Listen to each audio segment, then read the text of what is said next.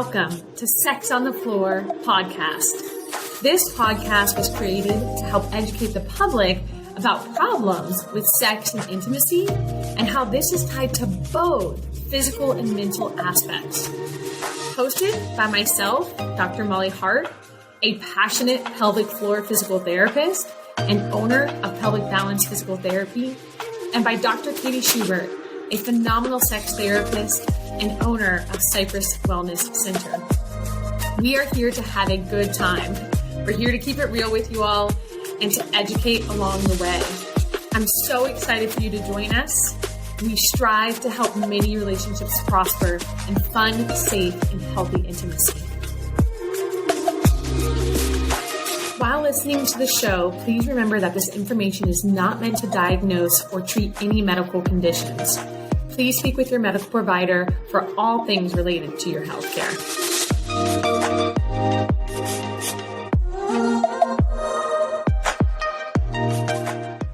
Hello, welcome back to Sex on the Floor podcast. This is Dr. Molly Hart. And I'm Dr. Katie Schubert.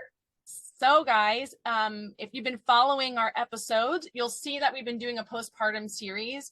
Well, not postpartum, pregnancy, pre-pregnancy, postpartum series. So we've already talked about things to look at before getting pregnant, during pregnancy. And then today's episode is really going to focus on postpartum, both from a physical standpoint. So me viewing it as a pelvic floor PT, and then we're going to let Dr. Katie really go into the emotional, psychological aspect of the postpartum journey, which is, it's a lot, both realms. Woo, buckle up. It's a beautiful journey for us as women, but it is a massive life transition with an incredible amount of growth. I think this is so silly because I'm not referencing this from anything scientific, but I think, Katie, I was watching something on Netflix and it was saying like the amount that changes in the brain, the growth of the brain during the postpartum period is astronomical. Yeah, I believe it. I don't know. I'm like, there's a Netflix series about it. I can't even think of the name. But the point is, we're going to talk about this and really help give you guys some guidance as far as like what to look for. And then how can we address these things? I don't want you to think that you're stuck in these hard situations. I think it's important to understand the beauties and challenges that come with being postpartum.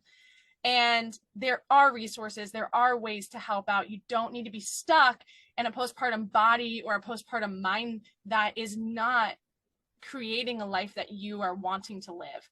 And I do know that a lot of women do sometimes fall into that trap because they don't understand the resources available to them. So this is a free resource, thankfully, and we're hoping to give you guys a lot of information. So postpartum, there's two choices. The baby's coming out, either vaginal birth or you're having a C-section. There's a lot of different opinions about which one is better, this and that. Here's my opinion. They're both wonderful because the baby has to come out. No matter what, the baby is coming out of your body, and no matter what, it's coming out in a way that is really shitty. If I'm being honest, like why we're designed this way, I have a lot of questions for the man upstairs. The vagina, yes, it's designed to birth a baby, but it's a lot of tissue damage that's going to occur. C-section, a lot of tissue damage. So no matter what happens, whether you have this perfect vaginal birth or you have an emergency C-section, your body, physical tissues, has gone through tremendous trauma. That is really important to understand. So we have to view the body not like it's funny because it's like if somebody had their knee blown up, if somebody had like their shoulder dislocated, you would go to a physical therapist and you would rehab. Not even a big deal. But then we have women birth this whole human after 10 months of carrying the baby and their whole body changing and shifting weight and increasing blood volume and there's already 10 months of change, let alone now we also have injury. And then we're just like, okay, go home with the baby and be sleep deprived and do all these things. And like nobody's talking about what you need to do for the human body.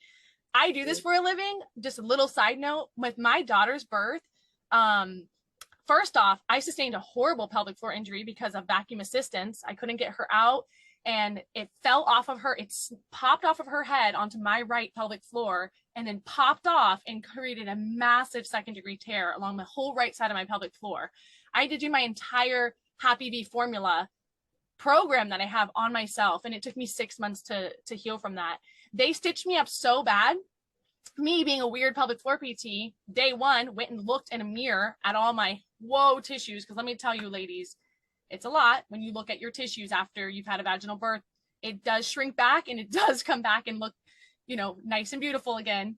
But just know it's a lot. And they did a horrible job. And I had to actually tell the nurse to come in. I said, tell the GYN they need to come in here and fix this. There's extra skin hanging. And they're like, what? They literally discounted me, told me no way. He came in, me being me, I was like, oh, are you here to clip my vagina? I literally said that to the GYN. And he's like, oh, wow, you're right. There really is some tissue here. And so he had to, now if I hadn't told him that day one or two, you want to know what happens to my patients who don't catch this because they're not looking at their vagina? It ends up creating what's called like a tail on the perineum. And they have to go in later and be put it's a whole procedure now. You can't just have it cut off because it's not this acute tissue injury. And I'm not saying this to scare you. What I'm saying is there's a lot of stuff going on. They discounted me. No one ever did ask me any questions about me. I was told I wasn't allowed to come in for my 6-week checkup because it was during COVID. I had to literally hound my midwife group. When I say hound, because I'm a strong personality, I was like, heck no, I'm coming in. You guys are looking at my vagina. I had to beg them to come because I was like, I'm not healing. Like there's something wrong. I need you to look. I can only look so much myself. So most women aren't going to be this knowledgeable and educated and ask. So we're not getting almost anything for our body postpartum. Everything is focused on baby. And so I'm saying this because you want to know who your people are postpartum, your pelvic floor PTs. Whether it's online or in person, we've got you. And you need to remember, like, you matter, your body matters. And the sooner you understand about your body and the postpartum journey, and the more you start to just do very small things, you can make a huge difference in how quickly your body functions in the way that you want it to function, especially if you've sustained a serious pelvic floor injury or complication from a C-section delivery. I already have a question. Go. So let's say that you have a client and they have a vaginal delivery and are stitched up in a similar way and are in the hospital. Will you go to the hospital and do an exam and give feedback? I never have, but I would if somebody wanted me to. Okay. I love that you asked that. How sad that that's not done. Exactly. That's 500 million tests. Everyone's coming in your room for the baby. No one's like, let me look at your vagina and see how it's healing after you just birthed this whole human baby out of it. Mm-hmm. I'm serious. Like why is that even a question? Yeah. I'm sure. I mean, it sounds like that's the time to catch it. That's the time to catch it. There should be somebody coming in after and seeing, like, let's see how, because right after birth, they're trying to do their best. But yeah, before you get discharged, I think that thing should be looked at. I know the GYN comes in, the OBGYN, and does a discharge, but they don't look at you. Yeah. At my place, they never looked at me. They only looked at me after I begged them to look at me. And kind of made me feel like I was an idiot. Like he was surprised I was right. Anyways, postpartum. It's really important to understand whether you had a C-section or a vaginal delivery, you still have to rehab your pelvic floor. A lot of people think, oh, I had a C-section, I don't have to worry. Do you have less to worry about with a C-section? I would say yes, because, the pelvic floor didn't go through as much trauma, but the pelvic floor still held this baby and so much weight for a long, long time. And so it's been very stretched and it has been weakened. And so we know from the research, it is imperative to start Kegels day one. Like right out the gate, you want to start doing pelvic floor exercises. I have a free resource called Kegel 101 handout on my website. And it literally is a 12-week guideline of how to go about doing your Kegels. So it's really important to understand this is a really acutely injured tissue. You have to be very careful with doing any type of exercise with it. So you're not going to go do a bunch of Kegels. You're going to do a very small amount, and you're going to want to do them lying down and sitting in the very start of your journey. And then you slowly want to progress that. And so that 12-week guideline, just follow that if you want something as a guideline. When you first start doing Kegels in the very beginning, you might not feel that you're doing anything at all. Like there might be no movement in the pelvic floor. there might be zero sensation that you're even aware of. And even after a C-section, you're so numb in the lower abdomen area. Again, you might not feel what you're doing. Still do them. Because what we know is when I hook up my patients to biofeedback is you actually are getting a little bit of a reading, and you're training the nervous system to talk to that muscle, to recruit. We do the same thing after a knee surgery with your quad. So if you go to see a physical therapist after you have a knee procedure done, you'll come in, and if the quad, this front leg muscle, isn't firing, which happens sometimes, we're doing a lot of things to try to get them to fire that muscle, which we call a quad set. If they're struggling, we'll do something called Russian, or like a TENS unit on there to help kick it on more. We don't need to be doing that with the pelvic floor, but you just want to be communicating to that muscle. That will help it heal so much better, and it'll help increase the strength and help the nerves that are innervating it and sending messages back up to the brain. It helps them to really reconnect proper and a healthy connection. Now, when you're doing these, you might feel sore. In fact, expect to feel a little bit sore. A little bit sore is okay. A lot of it sore, not okay. So let's say you do the Kegel program, you're following the handout, and the next day you're really sore.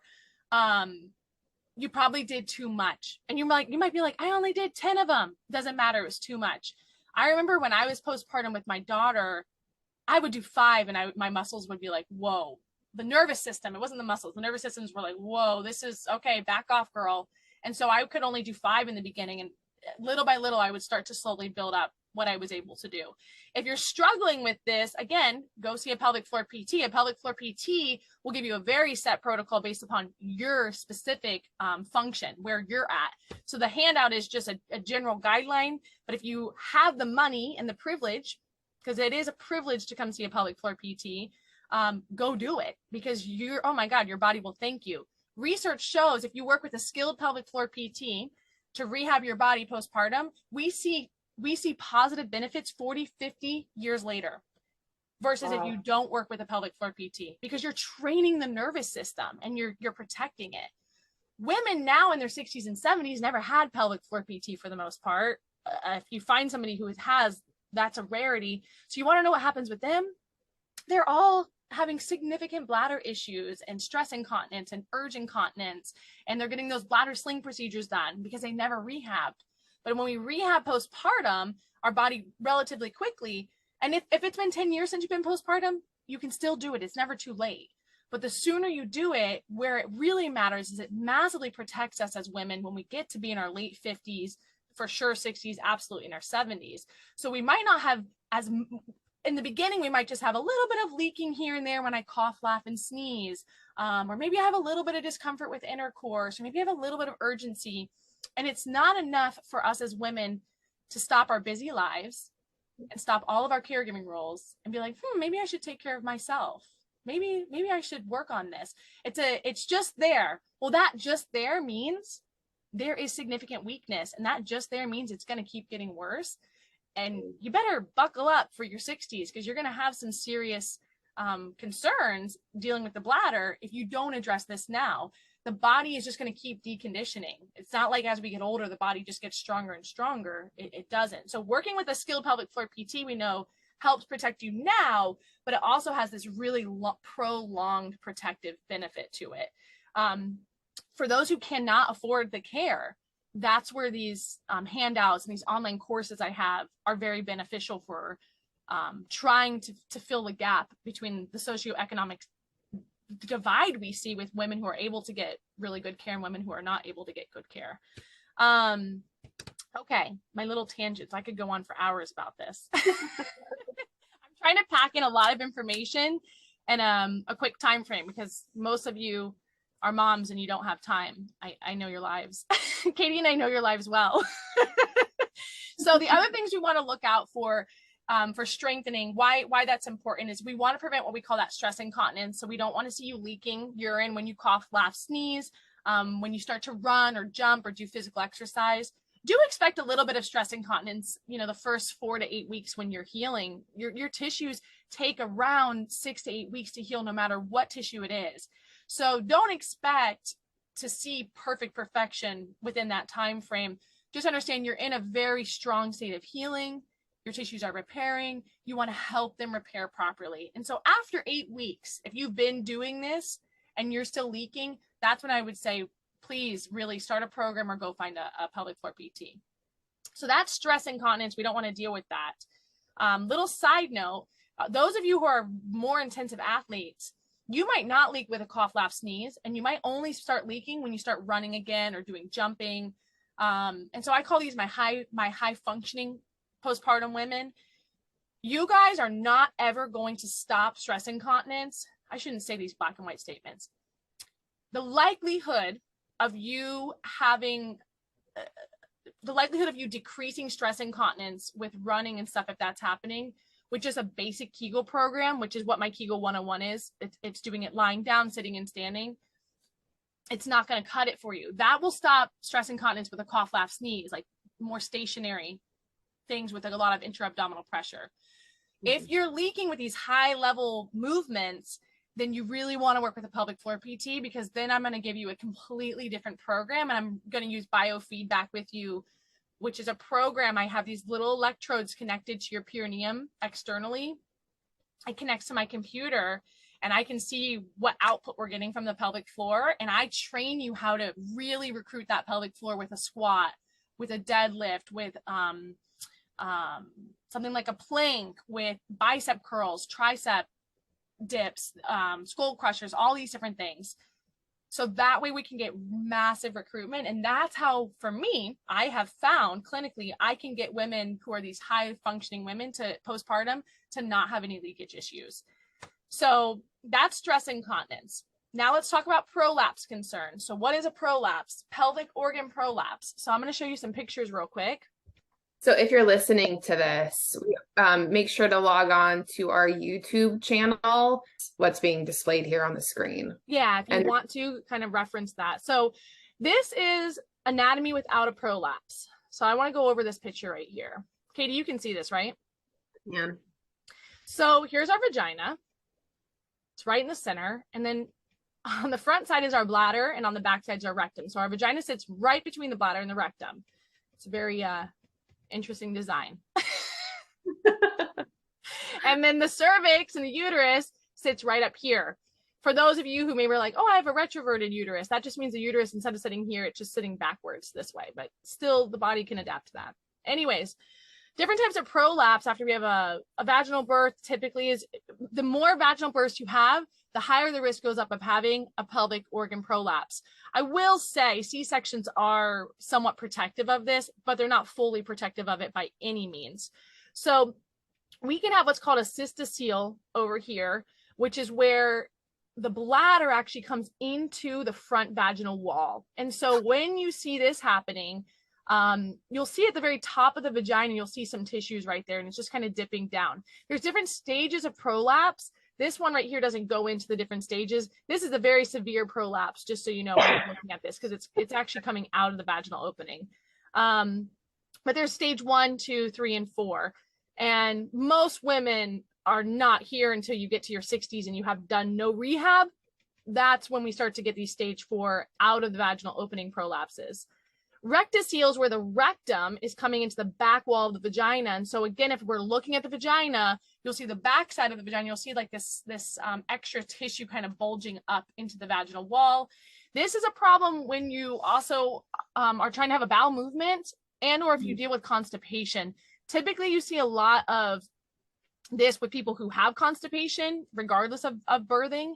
And then sometimes with birth, we will see this as well, which is, it can make having a bowel movement more difficult, because now instead of the bowel coming out of the rectum through here, and now it's just kind of pocketing in here. That can happen. So women will have to do something called stenting, where they actually put their fingers in the vaginal canal to put pressure on the back wall of the vagina. So that way, when they are bearing down to have a bowel movement, actually comes out of the rectum here versus just kind of sitting here.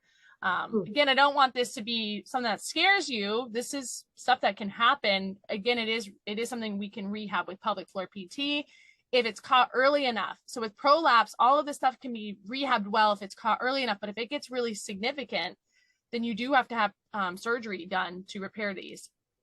Okay, this one right here is a uterine prolapse coming down. We can also have a vaginal vault prolapse coming down. So this is women who've had hysterectomies. They tack up that top wall of the vagina, and it can also kind of vault down. And then the last one, I'm going to ignore this one. We don't need to worry about this. This is super uncommon. One that's not on here is called a rectal prolapse. You'll see this a lot postpartum. And so that's actually where at the rectum, you'll see tissues coming out. So you'll see like a little bit of pink tissues on the other side of the sphincter. And a lot of people think, oh, I've got hemorrhoids. It's not hemorrhoids. If you're seeing a large amount of pink tissue, it's just the rectal tissues that have gone past the external sphincter. And honestly, if you take your finger, you can push it back up in. And then as you strengthen the pelvic floor, you're strengthening that sphincter, and that'll help keep that tissue back up in there. These are all, by the way, I do think, I'm going to stop sharing this. I think if you are pregnant and having a baby, it's really important to understand, like, just expect you're going to have a little bit of prolapse. That's just my opinion. I just don't know that many women are going to have a baby with all of this stretch. Like, things are going to stretch and move. Your connective tissue is getting lengthened. And it's not a big deal as long as it's like a stage 2 type prolapse. I'll personally share, and I have no shame sharing this. Like, I definitely probably have a stage 2 cystocele, a stage 2 rectocele. I for sure had a rectal prolapse with both of my births. Oh my goodness. And I'm fine now. Like, the rectal prolapse is no longer an issue because I've strengthened my pelvic floor. And the other 2 prolapses, so the bladder coming down and the rectum coming up, they don't affect me negatively in any way, shape, or form. I'm just aware of it because I'm a pelvic floor PT. But some women might be upset by that. They see this tissue there, like, oh my God, my vagina looks different. I would say it's just kind of part of the changes that we have to anticipate with having a baby, is like things are going to be stretched out more. We're not going to have the exact same body, but you can still have a really healthy, wonderful functioning body. And we want to make sure we strengthen the pelvic floor muscle because that's the number 1 support tissue for all of those organs I just went over with you. Thank God. So you've got the muscle supporting it and you've got connective tissue. Connective tissue is like the plastic around a soda bottle. So think about it. When you stretch that, it doesn't come back. It's not elastic. Connective tissue is not elastic.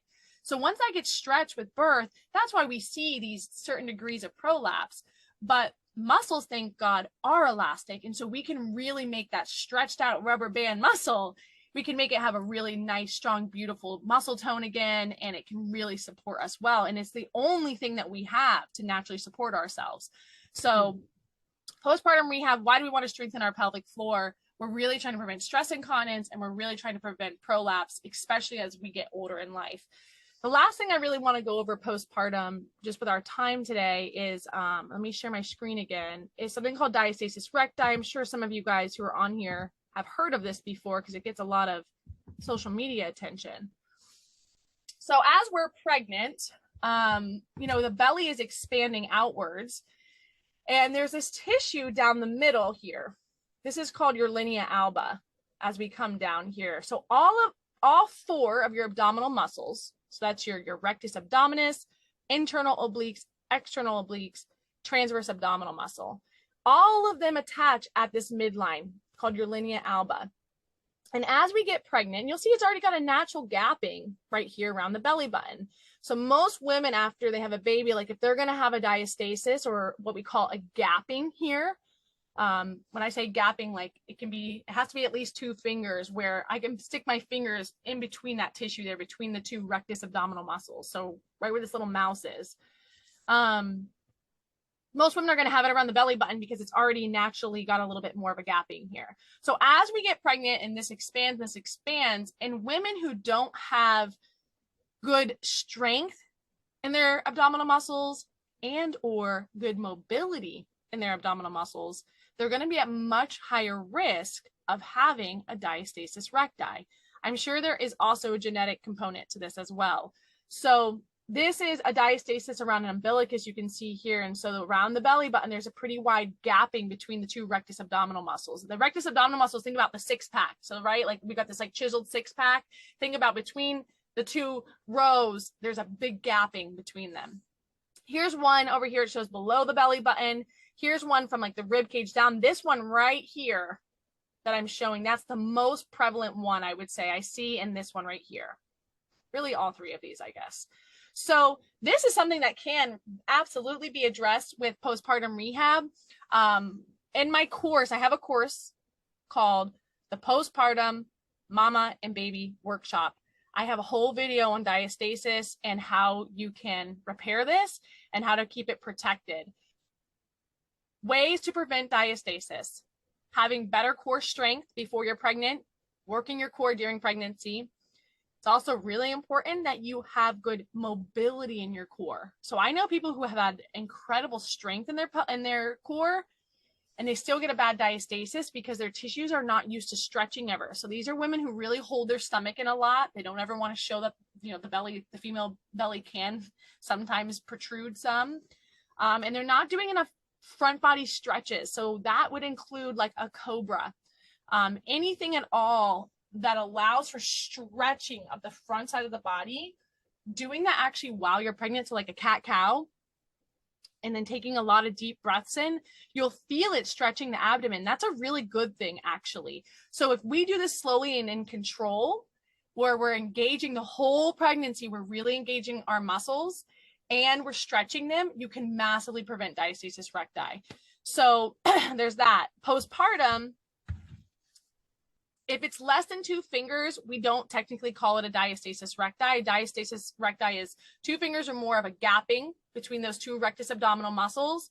And another thing that I call it is it functional or non-functional? And so a non-functional diastasis recti, what that means is the linea alba tissue, it cannot create good tension. So when you engage the core, you're not getting good tension within that. Like think about saran wrap, you know, tightening and having good tension. What that allows for when there's tension there is it's very protective, and it allows the core to function the way we want it to. When it's non-functional, what you'll see is that you'll get a doming, like almost like a little hot dog doming outwards, or sometimes there's no doming, but I can easily like just stick my hand in like this little crevice here, like there's just no tension and I can go inward. So you can see an outward doming, or you can see an inward, it's like there's nothing there. Why is that a problem? It affects the way the core is recruiting. So it's going to be more difficult to rehab the core. And more importantly is it is putting you at risk for a hernia. So this is a thinning, a diastasis recti is a thinning of the linea alba, but it is not a hernia. A hernia is where there's actually an opening in the linea alba, and now abdominal contents can actually come through that opening. So it's very different to understand what a diastasis is and what a hernia is. And again, why we want to really work on a diastasis is we're trying to protect you from it getting worse and also creating a hernia. A hernia is something that you really do have to, at that point, surgically have repaired. It doesn't have to be repaired right away. As long as it's not causing any significant issues, women can get away with not having it repaired right away. But it is something that you're going to want to consider having done at some point. Why it's a problem is if abdominal tissues come through that opening, it can kind of restrict them and cut off blood flow. And so that's not good for our tissues when they have a lack of blood flow, and it can make the tissue necrotic is what we call it, where it's going to start to slowly kill that tissue. That's obviously not okay. So diastasis recti is the other big thing you're going to want to look for postpartum. And the last little thing I will talk about with this is women who are shorter and their babies are up higher. They're like, oh my God, my baby's in my rib cage. They're going to get a gapping of these rib cage. The rib cage is literally going to gap outwards. And some women might even notice that. They're like, it feels like I'm bigger here. Well, you are, because the abdominal muscles all connect to the rib cage. And so when the abdominal muscles are weak, it does allow that rib cage to kind of expand outwards. Well, that will contribute more to like something like this diastasis up here, where you see it's happening from the rib cage all the way down to the belly button. And so again, I talk about this in my postpartum mama and baby workshop. There's the same thing that we're going to do for diastasis. We're going to do to actually allow for the ribs to kind of go back in place and help the abdominal muscles then have a better ability to recruit. Muscles like to be at a midway point. They don't like to be overly stretched. They can't recruit well. So when the rib cage is flared like that and we have a diastasis, it's making it very difficult for the abdominal muscles to recruit easily. So when we put some compression, I have a taping technique and I have a bracing technique I use. We put compression on the rib cage and we compress this diastasis and you with a brace or with taping, it allows the abdominal muscles to easily turn on. And now I can rehab the core easier. And I can also close up this gap a little bit, and or maybe I don't close it. Maybe I at least make it functional and give it some really good tension.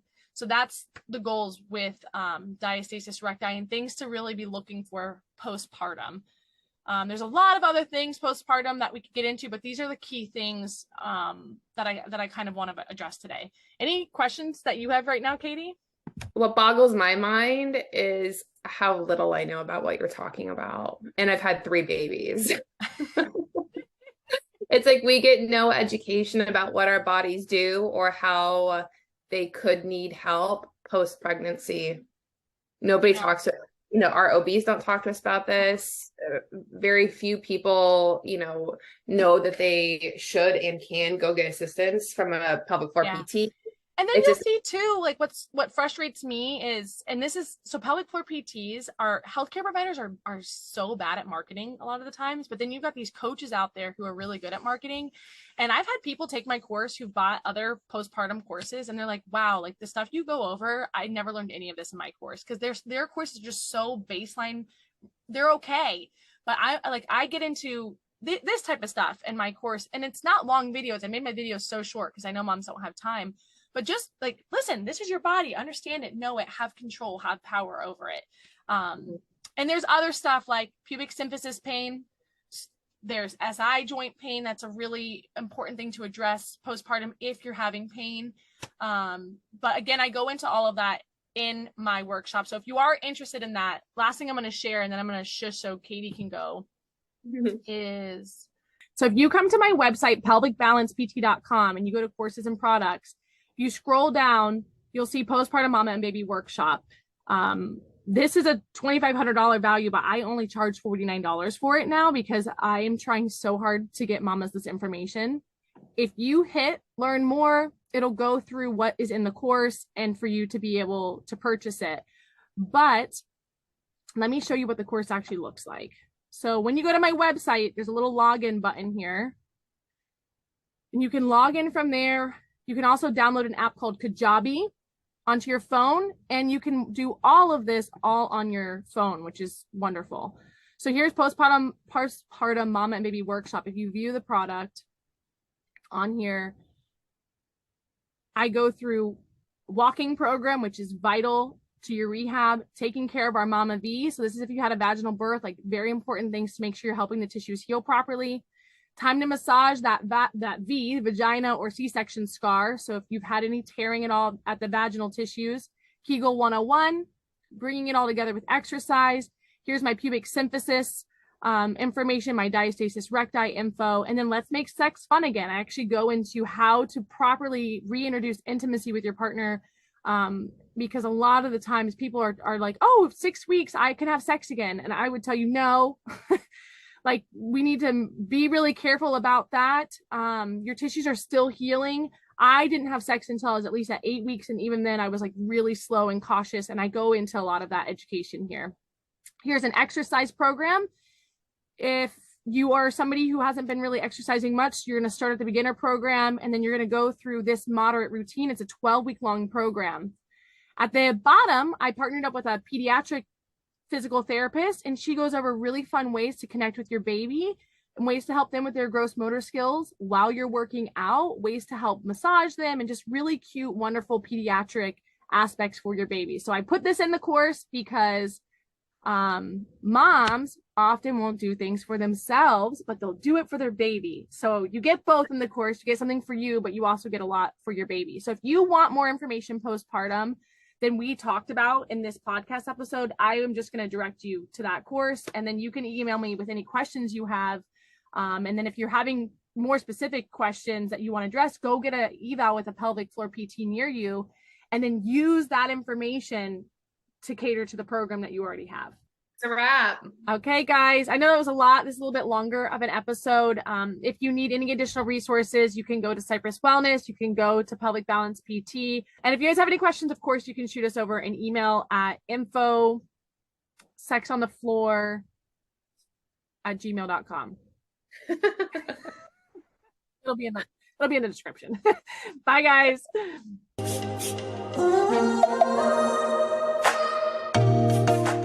We are Dr. Molly Hart and Dr. Katie Schubert, and you've been listening to Sex on the Floor podcast. We really hope that you enjoyed this episode. If you have any questions and want to get in contact with us, you can follow us on Instagram at Dr. Molly Hart and at Dr. Katie Schubert, on Facebook at Pelvic Balance PT and at Dr. Katie Schubert. And for more information about us on our websites, you can find us at pelvicbalancept.com and at drkatieschubert.com.